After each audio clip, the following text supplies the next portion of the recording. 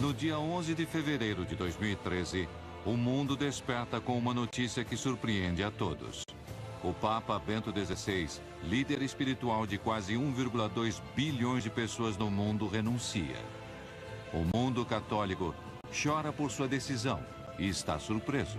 Desde Gregório XII, no ano de 1415, a Igreja não teve um Papa que renunciasse. Bento XVI diz que está esgotado. Entre a incerteza e especulações, o Vaticano anuncia que antes da Páscoa haverá um novo Papa. Na noite de 13 de março de 2013, milhares de fiéis congregados na Praça de São Pedro esperam a decisão dos cardeais reunidos em conclave. Os olhos do mundo observam essa chaminé onde a fumaça ainda é negra. De repente, às 19 horas e 40 minutos, a fumaça muda de cor. Agora é branca. E os sinos anunciam que a Igreja tem um novo líder. O escolhido é o cardeal argentino Jorge Mário Bergoglio. A notícia surpreende a todos. O nome dele não estava nas previsões e pouquíssimos o conheciam. Hoje, descobriremos quem é esse novo líder mundial, que desde o primeiro minuto do seu papado parece marcar o começo de uma nova era. A Era de Francisco, o Papa do fim do mundo. Esse é o Vaticano, um pequeno estado de apenas 44 hectares com 900 habitantes. É o coração de uma das religiões com mais seguidores do mundo. É o lar de seu líder espiritual, o Papa. Há séculos, um Papa substitui o outro após a morte do seu antecessor. Porém, a situação hoje é muito diferente. A poucos quilômetros da Praça de São Pedro, o Papa anterior, Bento XVI, está vivo e meditando na casa de descanso de Castel Gandolfo. Quais foram os verdadeiros motivos que levaram Bento XVI a renunciar? Existem muitas hipóteses. Decidi renunciar ao ministério que o senhor me confiou no dia 19 de abril de 2005. Fiz isso com absoluta liberdade pelo bem da Igreja. Tenho consciência da gravidade desse ato, mas também sei que não estou preparado para desempenhar o ministério petrino com a devida força requerida. Para mim, a questão era muito simples. Com sua usual claridade, coerência e sinceridade, disse que já não se sentia muito bem, não tão forte, particularmente nos últimos tempos. Bento XVI não renunciou só por motivos de saúde, pelo coração, pelo reumatismo. Na verdade, por um lado, racionalmente, ele tinha decidido que não queria viver uma velhice de grande sofrimento como João Paulo II. Mas, por outro lado, a sua decisão se acelerou pelas crises que se multiplicaram dentro da Igreja. Eu não acho que seja justo dizer que há uma situação interna de crise. Crise com o mundo islâmico, crise com o mundo hebreu, crise com o mundo da ciência, até a grande explosão do Vaticano. Esses documentos que mostraram uma cúria dividida, notas de cardeais, corrupção, falta de transparência dentro do Banco do Vaticano. Os arquivos revelados no Vaticano falam da corrupção em licitações imobiliárias do Estado Pontifício, ações irregulares no Banco Vaticano e, inclusive, um complô para assassinar Bento XVI. O culpado por essa filtração interna de documentos é o seu mordomo Paolo Gabrielli. A renúncia do Papa foi uma renúncia potente. Um gesto potente que impulsionou todo um sistema de poder. Ele se opõe a quem prejudica a imagem da Igreja, está contra a sujeira da Igreja, não? E se encontrou com a sujeira dentro da sua própria casa? Já no século XIII, devido às lutas internas, o Papa Celestino V habilitou a renúncia papal no direito canônico em meio ao escândalo. Bento decide fazer uso desse direito. Com certeza, o Papa Bento XVI teve a intuição, eu diria quase revolucionária, de pensar que havia chegado a hora de uma mudança. Mostrou que o papado é um serviço e também reconheceu seus próprios limites, dizendo em latim e muito solenemente: reconheço a minha incapacidade de administrar bem a minha missão. No dia 28 de fevereiro de 2013, a renúncia se torna efetiva. Bilhões de fiéis lamentam a perda de seu líder espiritual e fixam seu olhar no Vaticano. Aqui será escolhido o novo Papa. Como a maioria dos cardeais se encontra na Itália para acompanhar Bento XVI no último dia de seu papado, o conclave é convocado somente 12 dias depois. Milhares de fiéis chegam à Praça de São Pedro. Antes de entrarem, os cardeais colocam as mãos sobre a Bíblia e juram manter o segredo de tudo o que aconteça ali. Os 115 cardeais de todo o mundo ficam separados em um recinto fechado sob o mural de Michelangelo, o juízo final, dentro da Capela Sistina.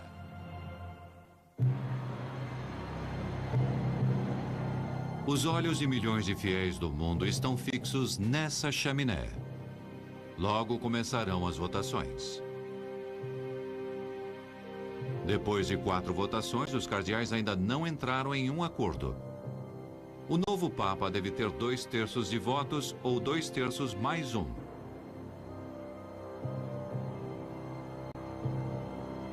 Passaram 25 horas, desde que o conclave começou e a fumaça continua sendo negra. Na praça se unem pessoas do mundo todo com o mesmo desejo: conhecer quem será seu novo líder espiritual.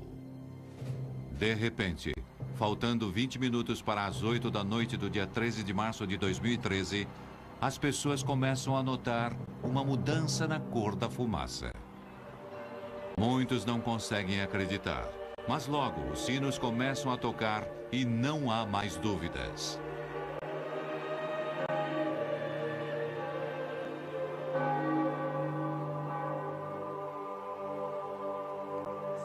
Depois de quase 26 horas e 5 votações, no dia 13 de março de 2013, às 19 horas e 40 minutos, o mundo conhece o nome do novo Papa. Annuncio vobis gaudium magnum. Habemus Papa. Dominum Georgium Marium, Sancte Romani Ecclesiae Cardinalem Bergoglio. O escolhido é o cardeal argentino Jorge Mário Bergoglio, um sacerdote da Companhia de Jesus.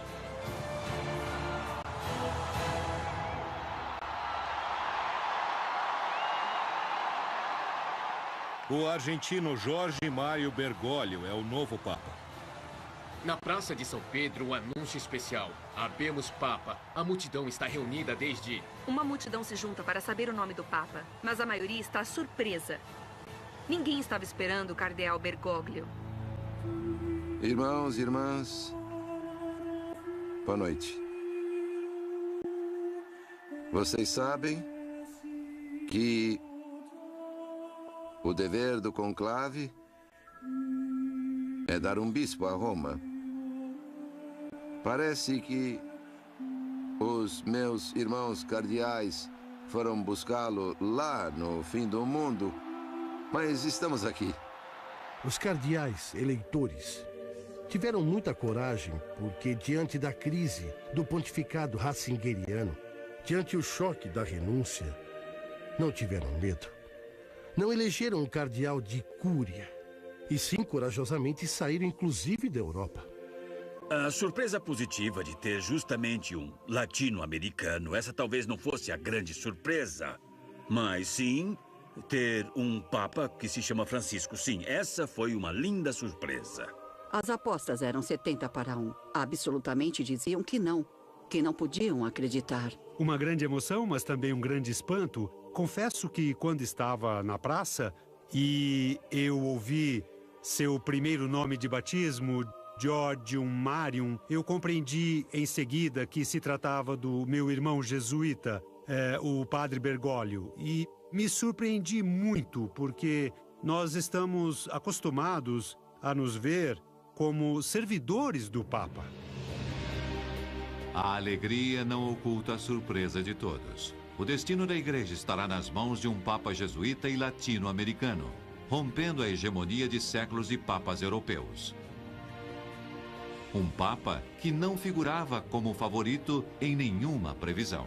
Antes que o bispo abençoe o povo, eu peço que vocês rezem ao Senhor para que me abençoe. A oração do povo pedindo a bênção pelo seu bispo.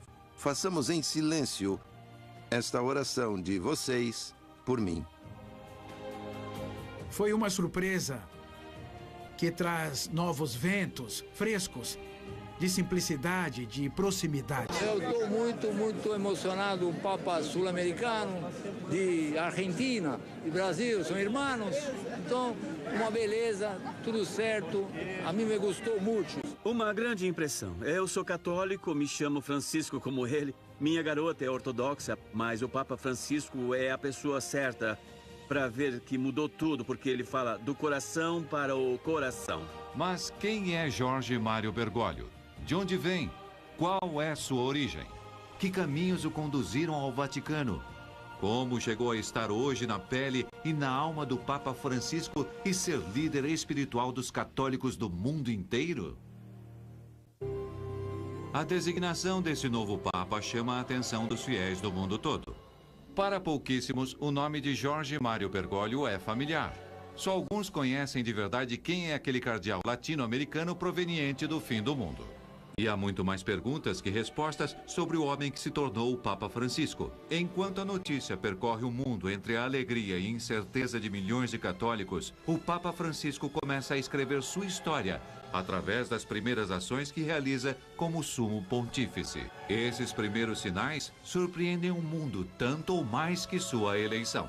O catolicismo, como conhecemos, fala muito de símbolos. Tudo é mediante o significado de imagens e gestos. Logo depois do Habemus Papam, Francisco se nega a viajar na limusine do Vaticano e vai em um furgão com os cardeais. Vai pessoalmente pagar a conta do albergue que tinha se hospedado até o conclave. Despreza o discurso em latim que tinham preparado para sua primeira missa, por uma homilia simples e direta, olhando no rosto dos presentes e em italiano. Desprezou todos os velhos símbolos de poder imperial. Ele não fala sentado no trono. Ele fala de pé, como um vigário. Decide não habitar o luxuoso apartamento papal, alegando que é escandaloso morar em um lugar onde cabem 300 pessoas.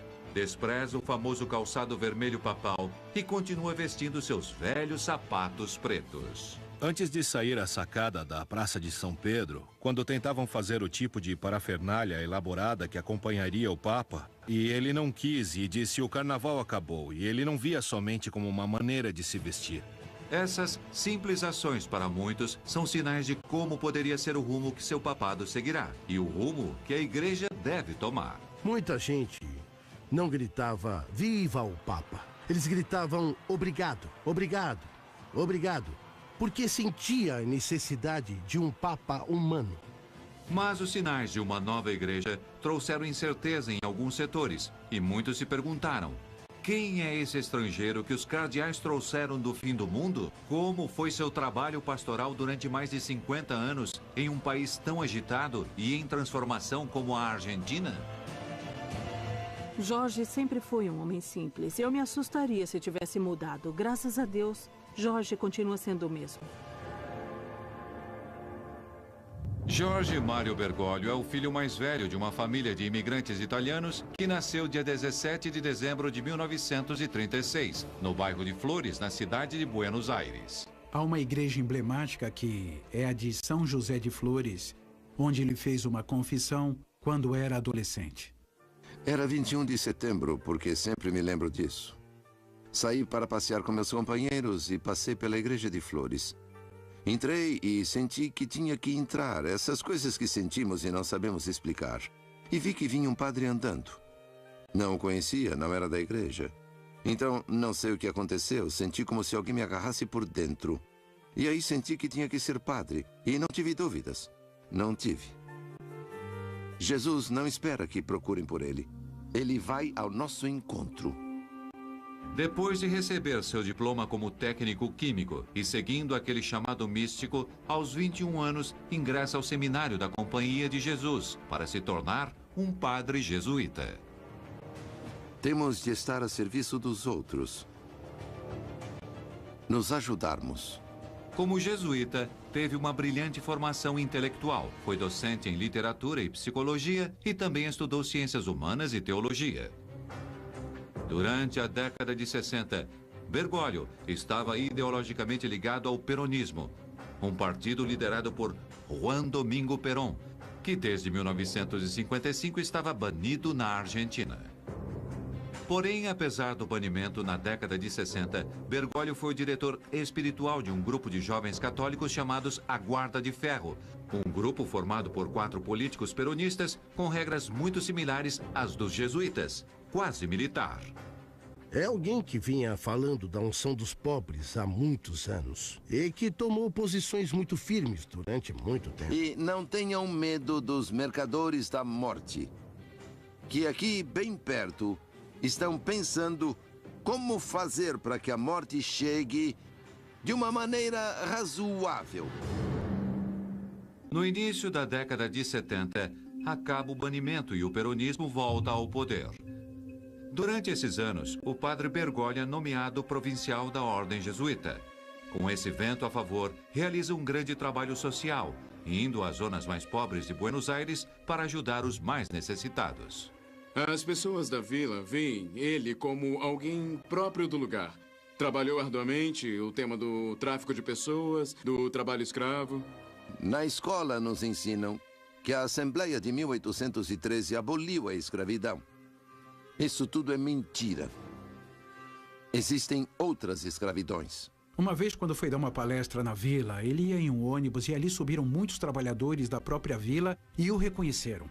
E quando ele deu uma palestra, um levantou e disse: "O senhor vinha conosco no ônibus? Isso é um sinal para nós. Realmente o consideramos um irmão nosso." São submetidos e depois não cabem no sistema.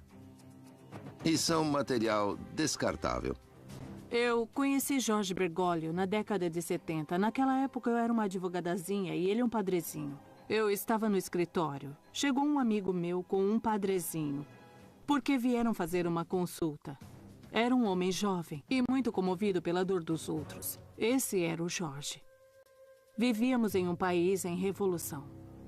Em 1976, ocorre um fato que mudaria drasticamente o rumo da Argentina. No dia 24 de março, um golpe militar termina com o governo democrático e começa uma das ditaduras mais sangrentas da história do país. Foi provincial dos jesuítas desde 73, era jovem, era um momento muito difícil na história da Argentina. Havia uma reunião militar no poder, aconteceram coisas terríveis e há muitas discussões sobre o seu papel nisso. Esse golpe encontra o padre Bergoglio e seus sacerdotes trabalhando dentro dos bairros marginais. Há acusações de que a alta hierarquia eclesiástica está colaborando com o regime militar.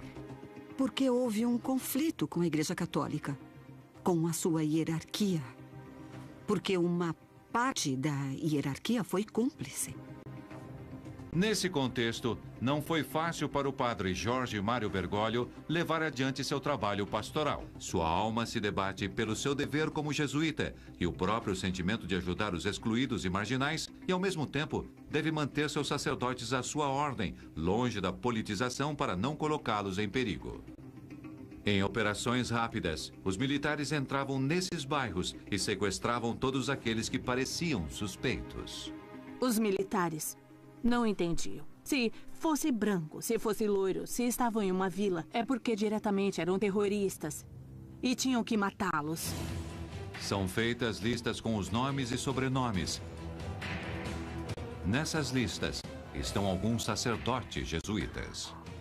Jorge disse aos padres que também eram jesuítas que não ficassem ali porque era altamente perigoso. Há diferentes maneiras de se viver sob um regime opressivo e ele tinha como líder religioso uma responsabilidade por todos. Os rapazes não queriam saber de nada, disseram que iam ficar. Jorge discutiu com eles, mas decidiram ficar. E um dia chegou uma tropa da marinha e os levou. Durante esses anos, Bergoglio teve que andar sobre uma linha muito estreita e arriscada. Jorge estava preocupado, fez uma quantidade de gestões para a liberdade deles. Eu me lembro que primeiro foi ver Videla. Acho que foi Videla que disse que tinham sido levados por uma sera. Os sacerdotes jesuítas que tinham sido sequestrados foram liberados pelos militares e fogem do país. A personalidade do padre Bergoglio vai se formando. Aprende estratégias, faz alianças e usa sua inteligência para levar a palavra de Jesus, sem que tudo isso seja considerado uma doutrinação ideológica por parte dos militares. São os filhos da herança que nos dizem: chorem. Chore, cidade distraída, cidade dispersa. Cidade egoísta deve chorar, pois precisa ser purificada por suas lágrimas. No ano de 1983, a democracia voltou à Argentina. O governo militar deixou uma enorme dívida externa que repercutiu a todo nível na vida dos argentinos. Foi um tempo de reconstrução, de esperanças, mas o país ficou devastado. Bergoglio teve que lutar com a herança que restou, a pobreza e todo o valor que ela trouxe. Nesta cidade, se exploram trabalhadores em oficinas clandestinas. Ele sempre foi assim. Teve essa dedicação especial por todos, e em particular pelos mais frágeis.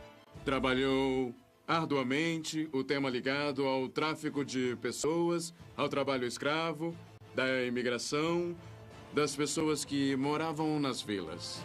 Os acompanha, os aconselha, os cuida, os ensina a serem livres, a serem autossuficientes, a pensar. E na vida temos que caminhar como caminhou Jesus, deixando pegadas que marquem a história, pegadas que deixem descendência. Ele enfrentou o poder político da época não uma, mas muitas vezes. Se nós abandonarmos a riqueza do humilde por acreditarmos ser o que não somos, viveremos o pesadelo de um país que abandona seu destino. E será nossa culpa. Seu caráter ia se tornando cada vez mais forte, ia se tornando um grande estrategista. No ano de 1992, enquanto Bergoglio estava na cidade de Córdoba como diretor espiritual e confessor da Companhia de Jesus, ocorreu um fato que ia marcar o primeiro passo da sua carreira ascendente dentro da alta hierarquia da Igreja Argentina. Ele estava em uma igreja de Córdoba. Nem era o vigário, o arcebispo de Buenos Aires o chamou, o cardeal Antônio Quarratino, para que ele fosse um dos seus bispos auxiliares. Quer dizer, quem nomeia é o Papa, mas é o cardeal quem promove. Em 20 de maio de 1992, foi nomeado pelo próprio Papa João Paulo II, bispo de Alca e bispo auxiliar da Diocese de Buenos Aires. Eu costumo dizer que ele era uma espécie de forasteiro dentro da igreja e, a partir de 92, iniciou uma carreira meteórica. No ano de 1998, com a morte do seu superior, o cardeal Quarratino, Bergoglio assume seu lugar e se torna o arcebispo de Buenos Aires.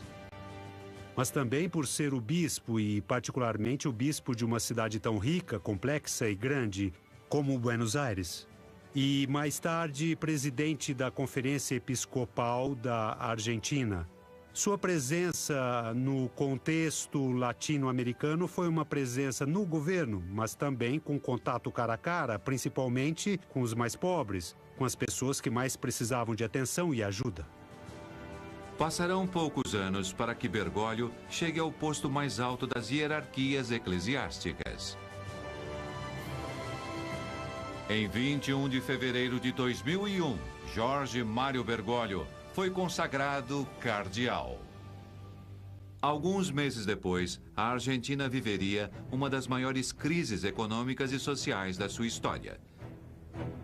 O governo toma uma medida restringindo a extração dos depósitos bancários. As pessoas não podem mais retirar seu dinheiro dos bancos. O surto não demora a chegar. O povo sai para as ruas com o lema de que todos devem ir. A violência cresce até limites inesperados. Ele fala com veemência do fato que estas estratégias econômicas tornam o trabalho quase supérfluo e, por consequência, não tem escrúpulos para transformar em desocupados milhões de pessoas sem pensar nem um pouco em quanto sofrimento elas padecem. Bergoglio se encontrava no topo da hierarquia eclesiástica que um religioso latino-americano poderia imaginar. Mas no país dele, as pessoas lutavam para recuperar as economias de uma vida inteira. Havia brigas, mortos e feridos nas ruas.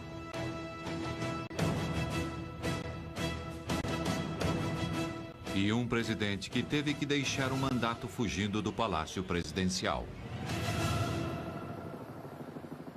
Me chamou muito a atenção quando me contou, desde seu ponto de vista de pastor, o que estava acontecendo. Era um momento muito difícil no cenário político argentino. E ele tinha tudo isso bem presente, mas me contou a crise, principalmente através de uma imagem. A imagem de pais e mães de família que talvez tenham perdido o trabalho, que estavam em apertos e choravam de noite para que seus filhos não vissem. Me surpreendi com essa delicadeza de um homem que sabia olhar o sofrimento dos corações dos indivíduos. O cardeal se encontrava num momento chave. Podia se trancar em uma torre de cristal ou sair na rua para acompanhar as pessoas em sua luta e em seu sofrimento. Nesta cidade, há crianças morando nas ruas. Esta cidade fracassou e continua fracassando em livrá-los desta escravidão estrutural. Demonstrou que aonde for, sabe enfrentar os desafios do lugar que está. Bergoglio já era arcebispo e cardeal, porém continua com seus trabalhos nas ruas, como se esses dois títulos só servissem para ter um acesso mais fácil à ajuda para aqueles que mais precisam. Ele sempre ia à busca dos fiéis. Jesus ficava o dia inteiro trancado na igreja. O que fazia Jesus na rua? Procurava. Esse era Jesus. Vivia procurando as pessoas. Seu estilo austero marcou uma tendência na igreja argentina, naqueles anos acostumados a certos luxos, protocolos, secretários, assistentes e motoristas particulares. Bergoglio tem um estilo de vida muito austero, muito simples, que marcou aqui a Diocese de Buenos Aires. Se esse bispo de Buenos Aires vive dessa forma, nós também temos que ter uma atitude semelhante. O cardeal Bergoglio não precisa de nada disso para chegar até aqueles que ele quer alcançar. E aqueles que o procuram, o encontram facilmente.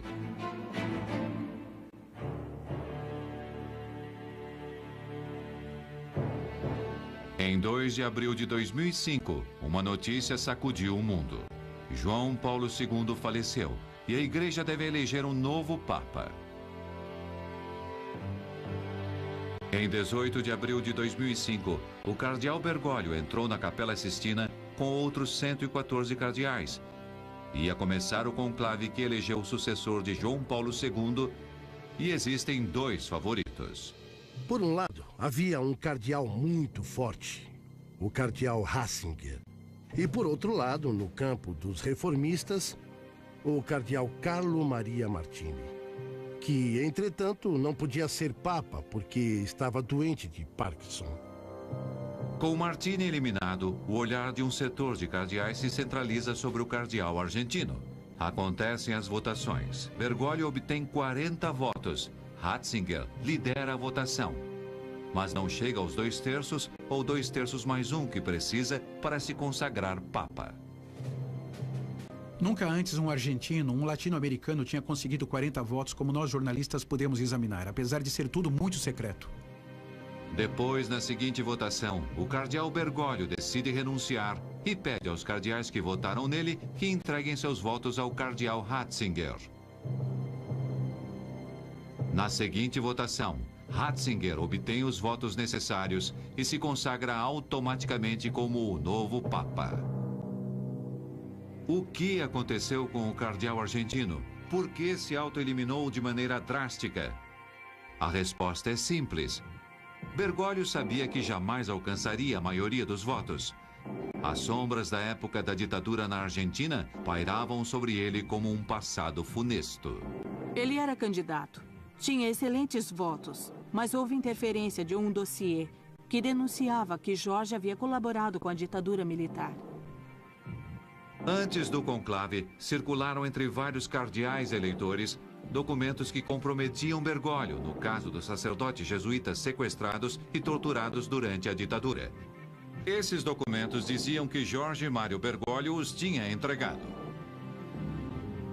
5 anos depois, em 2010, Bergoglio é chamado para declarar como testemunha na causa dos sacerdotes. Então acontece um fato curioso. Com a reabertura dos arquivos, novas testemunhas são convocadas no caso, que contam novas histórias sobre o cardeal e suas ações durante os anos escuros na Argentina. Ouvimos muitas vozes que estavam nos contando histórias de sua atitude solidária, de que ia às vilas e de que salvou pessoas. Poderia ter feito mais? Com certeza. Bom, digamos que eu acredito que todos fizemos pouco ou nada, mas ele, pelo menos, ele fez algo. Essas histórias, longe de condenar Bergoglio, mostram um pastor que, em muitas ocasiões, tinha burlado os controles militares para ajudar pessoas perseguidas a fugirem do país para o exílio. Se os militares descobrissem, seria considerado um terrorista subversivo, que deveria ser executado. Em meio a crises e escândalos no Vaticano, depois da renúncia de Bento XVI em março de 2013, Bergoglio tem novas esperanças de substituir o Papa, graças à sua imagem renovada. Depois de várias votações, aparece na sacada, transformando-se em Francisco, o primeiro Papa jesuíta da história. Durante séculos, a chegada de um novo Papa para o trono de Pedro esteve rodeada de sinais misteriosos e previsões. Quais foram as profecias que anunciaram a chegada de Francisco? No século XII, o arcebispo católico Malaquias de Armagh, hoje conhecido como São Malaquias, entrou em transe. E viu uma fila de reinos papais a partir de Celestino II, o pontífice que reinava naquela época. Os nomeou e os identificou com um lema, desde o primeiro até o último, com bastante exatidão. O último era o número 112. Depois dele, seria o fim. Bento XVI era o Papa 111. E Francisco era o 112. Por isso, muitos pensam que ele é o Papa do fim do mundo. Quando Francisco vai à sacada e, antes de cumprimentar e pedir ao povo que reze por ele, disse: Os meus irmãos cardeais foram buscá-lo lá no fim do mundo. Mas estamos aqui. No fim do mundo, é casualidade ou Francisco só se referia à grande distância entre Roma e Buenos Aires? Mas Malaquias não foi o único que associou a chegada de Francisco ao Vaticano com o fim do mundo. No século XVI, o médico e consultor astrológico Michel de Notre-Dame, mais conhecido como Nostradamus, previu a chegada de um homem de cor, com muito poder no século XXI, que anunciaria o fim dos tempos. A princípio, existirão doenças mortais como advertências, e depois haverão pragas, morrerão muitos animais, haverão catástrofes, mudanças climáticas e finalmente começarão as guerras e invasões do Reino Negro. Na Idade Média, isso foi interpretado como a chegada de um Papa Negro, já que naquela época o sumo pontífice era o homem com mais poder do mundo, o Rei Negro. Mas por que Francisco seria o Papa Negro? Para muitos, a resposta está na origem jesuíta desse Papa e o relaciona com a cor da batina usada pelos membros da sua ordem.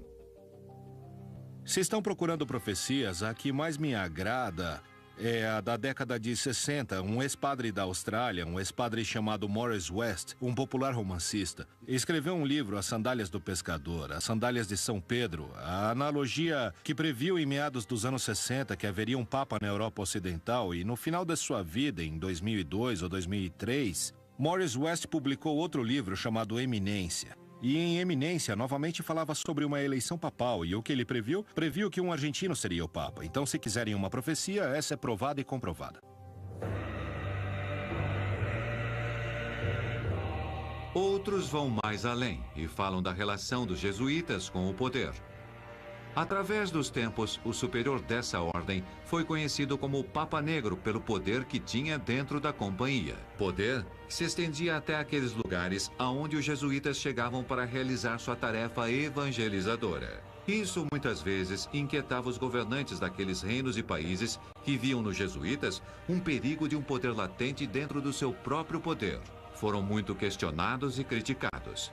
Napoleão falou sobre eles em suas memórias e advertiu: os jesuítas são uma organização militar, não uma ordem religiosa. O objetivo dessa organização é o poder em seu exercício mais despótico, poder para controlar o mundo sob a vontade de um único homem.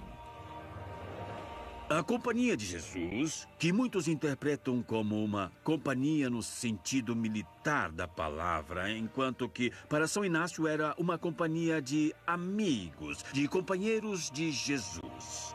Hoje, um jesuíta está à frente da Igreja Católica. Francisco é o líder espiritual de 1 bilhão e 200 milhões de fiéis no mundo inteiro. Sem dúvida, essa é uma situação de poder concentrada em um só homem, como advertiu Napoleão. Quem são os jesuítas? De onde vieram? Qual sua origem? Através da história, mitos e lendas rodearam essa ordem que foi fundada em 1540 por Inácio de Loyola. Foram fundados com uma inovação que não eram monges mendicantes, e sim como se fosse o braço armado de um exército que estão à frente da batalha. Há um quarto voto que os jesuítas fazem ao concluírem sua formação, que é a da obediência ao Papa nas missões. Toda vez que o Papa, diretamente ou através de nossos superiores, deseja nos dar uma missão, um encargo, uma tarefa à companhia, nós devemos estar bem preparados para obedecer, sem fazer perguntas, sermos imediatos e tentarmos fazer com o nosso coração o que o Papa pede. Por essa lealdade incondicional ao Papa, foram chamados soldados de Deus. Como Inácio de Loyola sabia que o Papa podia enviá-los a pregar nos lugares mais desconhecidos do planeta, acreditava que aquele que se entregasse em sua ordem deveria estar muito bem preparado. Quem ele procurava? A quem? As pessoas que eram católicas como ele? Não, buscava os que estavam longe, os que não o conheciam. São Inácio fundou esta ordem para colocar à disposição da Igreja e, em particular, do governo, em mãos do Santo Padre, um grupo de religiosos, de sacerdotes, que estivessem bem preparados, que tivessem uma espiritualidade sólida e uma boa formação cultural, para serem enviados a qualquer lugar onde o Papa considerasse útil para a Igreja. O conhecimento ocupou desde o começo da ordem um lugar importante na formação de um jesuíta. Francisco, por exemplo, fala vários idiomas, e sua formação inclui, entre outros estudos superiores, o de filosofia, ciências humanas, ciências e teologia. Eram pessoas intelectuais e que tiveram um enorme destaque na reforma católica, como é chamada. Mas, além do conhecimento, o missionário jesuíta deveria saber enfrentar as duras condições das terras remotas, as que podia ser enviado para evangelizar. Para isso, se preparavam com uma disciplina estrita e praticavam uma vida devota e austera. No caso da Companhia de Jesus, em particular, é importante a orientação apostólica. Quer dizer, não se trata de uma instituição religiosa, de uma ordem religiosa, contemplativa, dedicada fundamentalmente à oração, e sim a uma ordem religiosa feita para o apostolado. Os jesuítas chegaram com seu trabalho evangelizador aos lugares mais remotos do mundo, onde o Papa achava que era necessária sua presença. Portanto, chegaram a ser muitos, e chegaram a ser uma força evangelizadora muito grande que influenciou em todos os níveis. Pelas suas aulas passaram personalidades tão importantes como Descartes, Fidel Castro, Calderón de la Barca, Cervantes, entre outros. Atualmente, é a maior ordem religiosa católica masculina, com mais de 17 mil membros entre sacerdotes, estudantes e irmãos. Educam quase 3 milhões de alunos no mundo. Meninas, meninos, sabem que aquele que caminha sem deixar pegadas não serve para nada. O Papa Francisco é um autêntico jesuíta e, a partir do primeiro momento do seu papado, seus sinais foram de simplicidade e austeridade. A pergunta que muitos fazem é: o que um jesuíta pode chegar a fazer diante de um dos estados mais ricos do mundo? E com essa pergunta aparecem muitas outras dúvidas. Acho que o maior risco do Papa Francisco é não atuar sobre o escândalo dos abusos e não atuar sobre as práticas de corrupção que ocorrem dentro da burocracia do Vaticano agora. A Igreja suportará uma mudança tão radical, já que sabemos que hoje muitos dos que recorrem ao Vaticano e rodeiam Francisco confundem a humildade com a humilhação e pensam que a riqueza é um símbolo de poder? Eu acho que assim que os momentos de aplausos passarem, também se iniciará um momento difícil de resistência interna. O Papa Francisco deve escolher muito bem seus aliados e em quem confiar. Eu me pergunto como vai fazer, porque, por um lado, ele é solitário e não jogou em nenhum time nesse sentido. Então, quem vai escolher? Quem vai escolher como aliado? Não está muito claro quem será. Porque a metamorfose e a hipocrisia são grandes e fortes. E muitos competirão para agradá-lo, mesmo tendo uma história diferente do passado, não? É possível que esse jesuíta fique perigosamente preso em uma jaula de ouro como o Vaticano? Na Cúria há muitos monsenhores que estão felizes de que agora chegue um Papa que se ocupe da Cúria.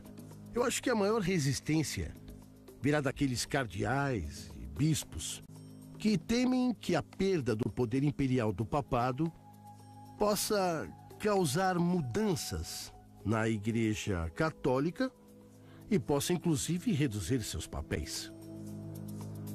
Muitos acreditam que os cardeais nesse conclave não escolheram a um homem especial, e sim um representante da ordem jesuíta, porque eles são os únicos com a força e a disciplina necessárias para poder sair desses terríveis momentos de crises que a Igreja vive. Francisco está marcando um novo rumo na mudança da Igreja. Seu olhar é o que guiará os fiéis do mundo inteiro. O destino que está impondo é parte de sua identidade. E o escolheram porque ele é assim. A Igreja não deve deixar de ser um referencial, sair ao encontro das pessoas, sair pelas ruas, evangelizar. Com certeza se nota certo entusiasmo espiritual devido ao fato de tantas pessoas se aproximarem da Igreja. Vão aos santuários, se confessam, enfim, se produziu certa revitalização de entusiasmo e participação eclesiástica.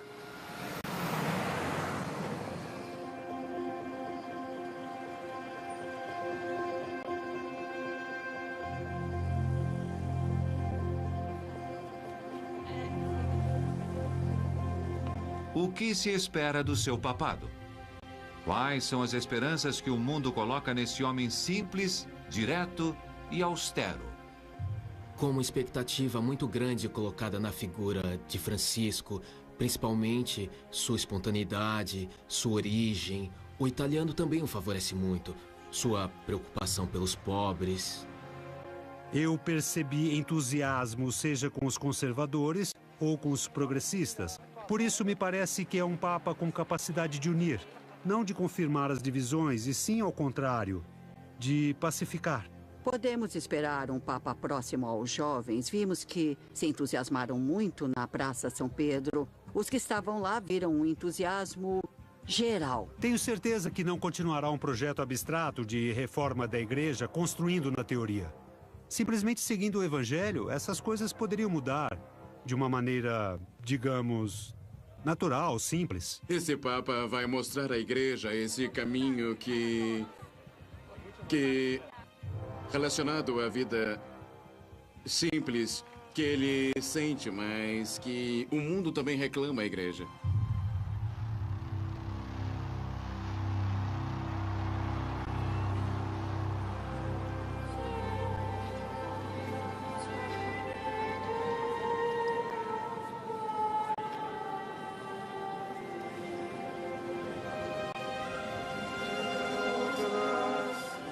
religião pretende se juntar e se reconciliar com Deus, com o Pai, com Jesus.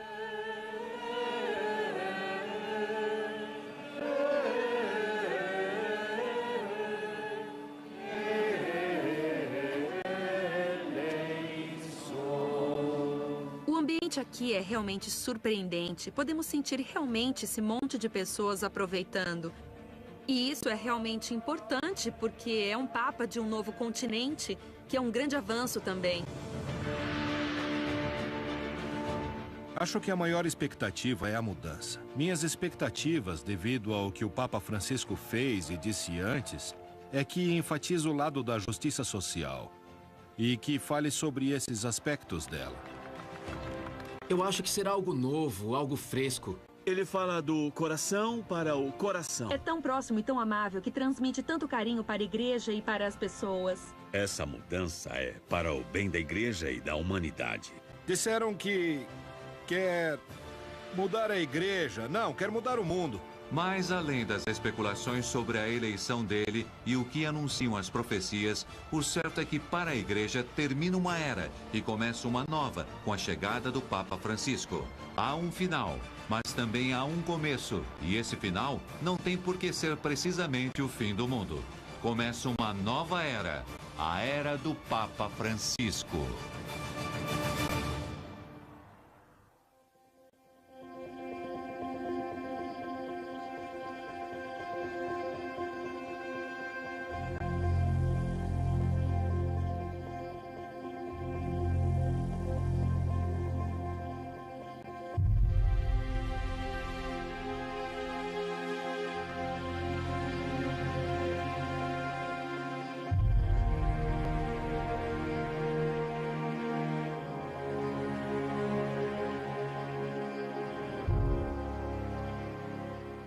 Não entraram em um acordo. O novo Papa deve ter 2/3 de votos ou 2/3 mais um.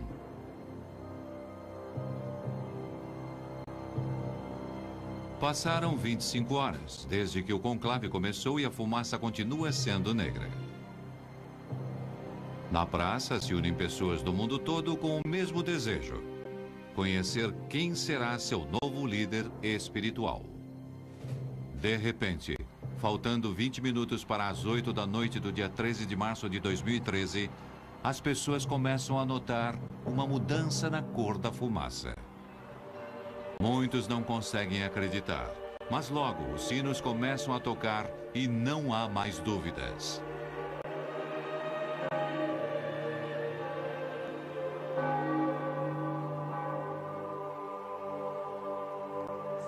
Depois de quase 26 horas e 5 votações, no dia 13 de março de 2013, às 19 horas e 40 minutos, o mundo conhece o nome do novo Papa. Annuncio vobis Gaudium Magnum.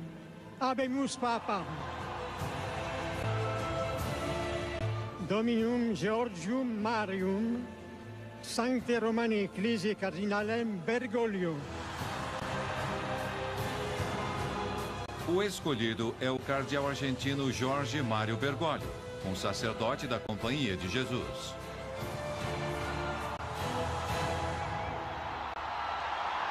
Uma velhice de grande sofrimento como João Paulo II.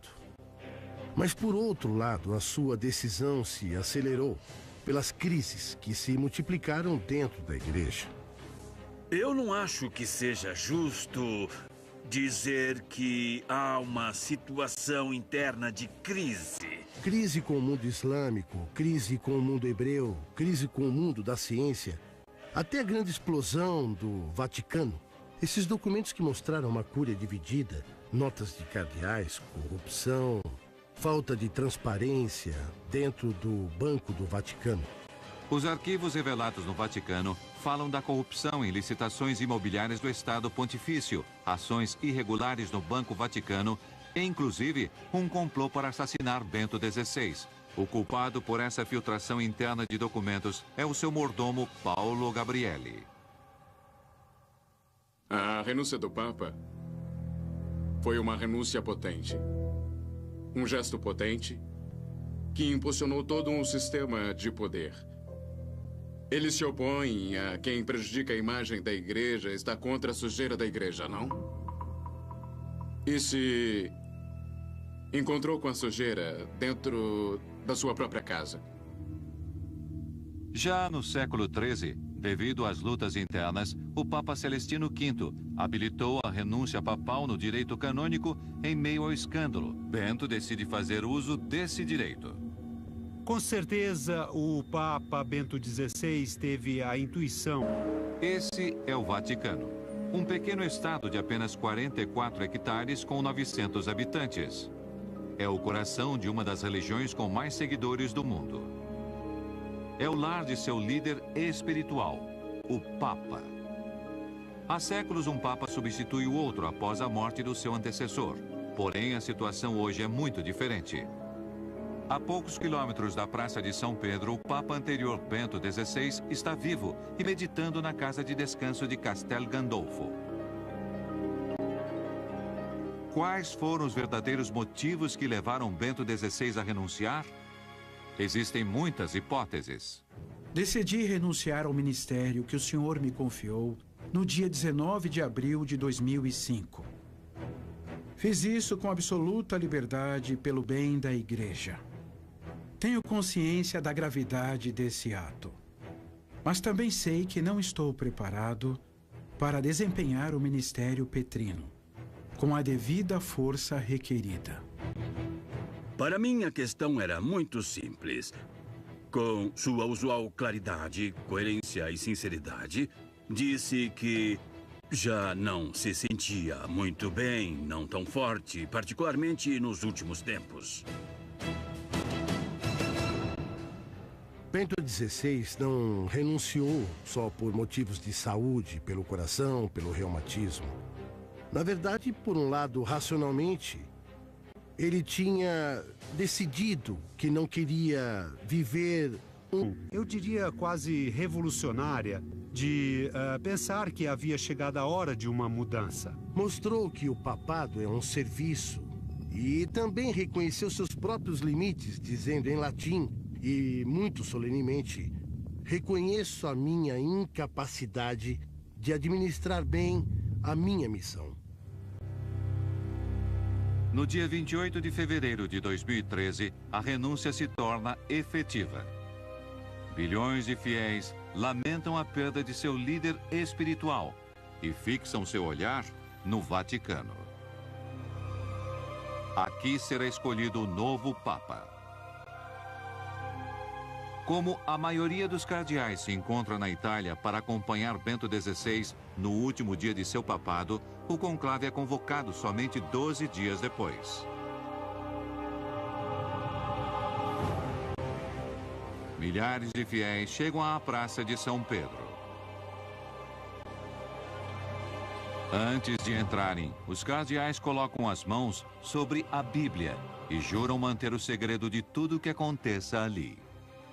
Os 115 cardeais de todo o mundo ficam separados em um recinto fechado sob o mural de Michelangelo, o juízo final, dentro da Capela Sistina.